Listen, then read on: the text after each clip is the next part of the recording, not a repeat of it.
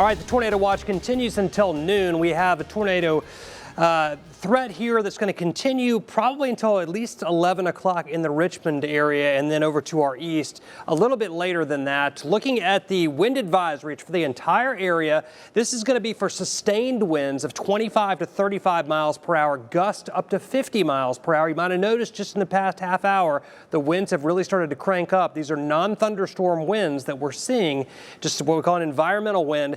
Those have really started to pick up, and we had a wind gust of 47 miles per hour that just occurred in the last 15 minutes out at RIC. So those winds being realized right now. And you can see that the heavy rain that we continue to have across the area is shifting to the north and east, but the rainfall rates here are such that many areas are getting well over 1.5 inches of rainfall.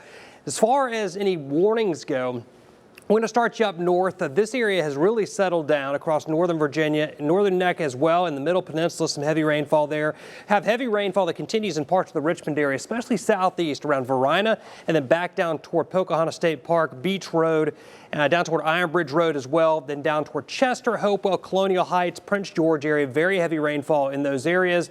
And farther south, we do have a severe thunderstorm warning. This is a storm that had a tornado warning on it in North Carolina. It's moved up over the line, and it has weakened a little bit. There's still some rotation with that south and east of South Hill. So we'll track this as it continues to come up through Brunswick County and eventually up into Sussex County. We still have the tornado watch again that's in effect for the entire area. I'm watching this area closely back to our west. This is where the upper level energy is, and as that pivots eastward, we could have redeveloping showers and thunderstorms. The hope here would be that what has already come through today has somewhat neutralized the atmosphere, and we will see if that in fact is the case, because this area will really get turbocharged with a lot of wind shear. So if we get storms that develop vertically into that could be very problematic. That's when our greatest tornado threat will be, is 10, 11 o'clock in the morning. And it's whether or not we have storms in there. That is the major question here. Hopefully this will all be neutralized. Have a lot of wind damage reports that have come in. That's been it.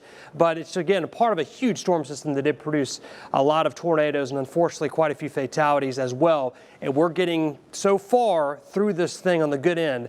We have an enhanced risk for severe weather for the remainder of today.